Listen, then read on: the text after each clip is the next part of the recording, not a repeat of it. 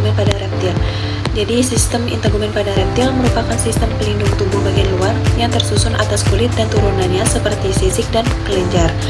Sistem ini berfungsi untuk melindungi tubuh, mengatur keseimbangan air, serta membantu interaksi dengan lingkungan. Kulit reptil ini memiliki karakteristik. Yang pertama itu kering dan tidak berlendir, yang kedua tahan terhadap kehilangan air, dan mengandung keratin yang sangat kuat. Adapun struktur kulit pada reptil, jadi terdiri dari dua lapisan utama. Yang pertama itu lapisan epidermis, yang mana lapisan luar yang mengandung banyak keratin sehingga bersifat kering, keras, dan tahan air.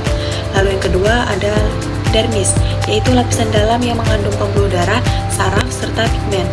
Reptil ini tidak memiliki lapisan mukus seperti amfibi. Salah satu ciri yang paling ikonik dari reptil adalah sisik, atau dalam bahasa ilmiahnya disebut scales.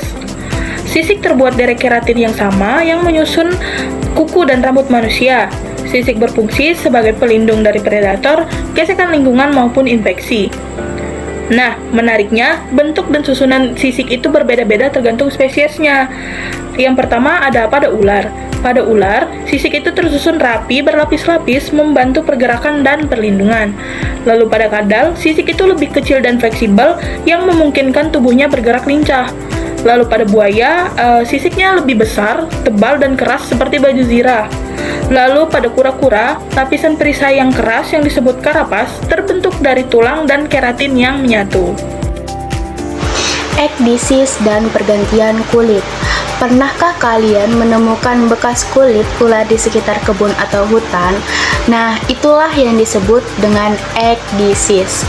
Ekdisis ini adalah proses pergantian kulit yang terjadi secara berkala pada reptil. Mengapa reptil berganti kulit? Karena kulit mereka tidak bisa tumbuh bersama tubuhnya, seperti kulit manusia. Seiring tubuh yang membesar, maka harus dilepaskan dan digantikan oleh yang baru. Uniknya, cara berganti kulit berbeda antara satu reptil dengan lainnya. Pada ular, kulit terlepas secara utuh, seperti membalik kaos kaki. Kulit lama bisa ditemukan dalam satu lembar yang panjang. Sedangkan, pada kadal, kulit mengelupas sebagian-sebagian, tidak sekaligus dalam satu lembar utuh. Kelenjar pada kulit reptilia.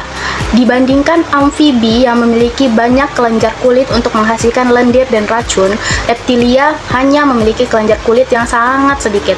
Namun, beberapa reptil tetap memiliki kelenjar bau sebagai mekanisme pertahanan diri.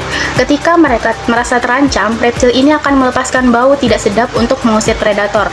Contohnya bisa ditemukan pada beberapa spesies ular dan kura-kura. Siapa sih yang tidak kagum melihat bunglon berganti warna dalam hitungan detik?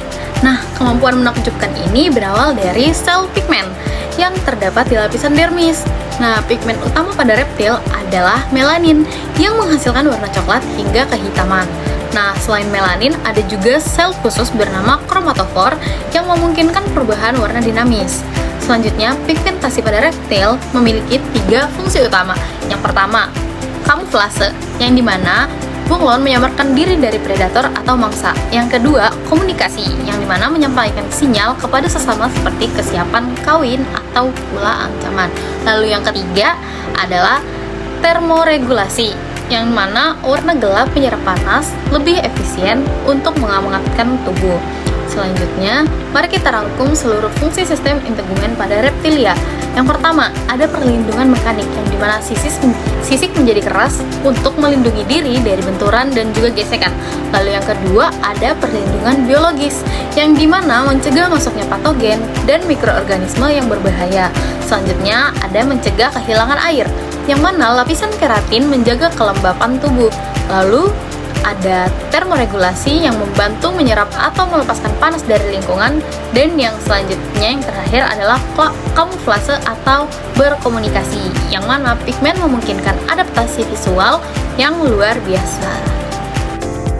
Baik, materi selanjutnya itu tentang adaptasi integumen terhadap lingkungannya, misalnya itu pada reptil gurun dan reptil hutan tropis. Nah, sistem integumen pada reptil itu bukan suatu seragam, tapi ia terus berevolusi menyesuaikan habitatnya.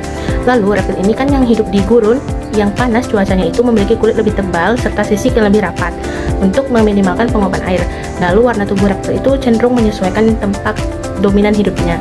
Lalu misalnya pada yang hidup di gurun dia tuh berwarna coklat, lalu untuk yang di hutan berwarna hijau, abu-abu untuk yang hidup di bebatuan.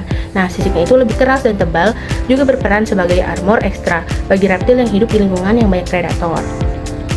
Selanjutnya itu ada perbandingan kulit antar reptil dan vertebrata lain.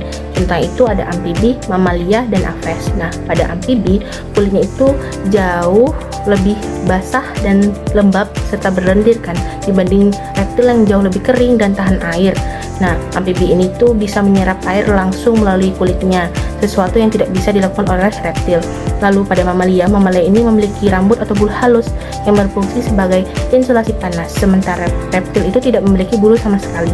Lalu pada apes atau burung ini memiliki bulu yang sangat terspesialisasi untuk terbang serta insulasi suhu yang tidak dimiliki oleh reptil. Lalu, meski menariknya itu, si aves tadi, sisik pada kakinya itu dianggap homolog dengan sisik reptil yang secara evolusioner.